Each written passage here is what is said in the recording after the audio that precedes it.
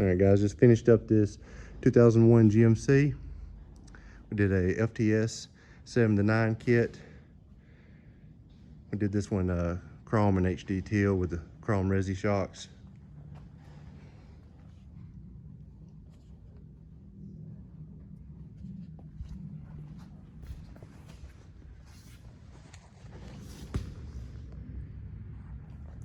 Really nice looking kit.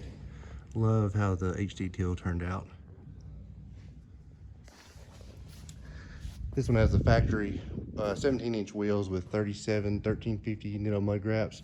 We did an 1.5 inch wheel space on the front to have enough clearance between the wheel and the front steering knuckles.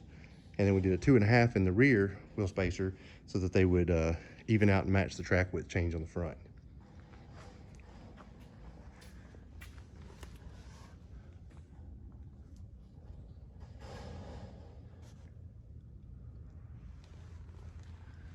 Really nice looking truck.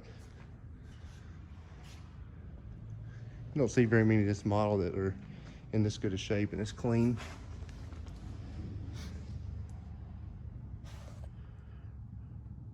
Got the chrome resis on the rear as well.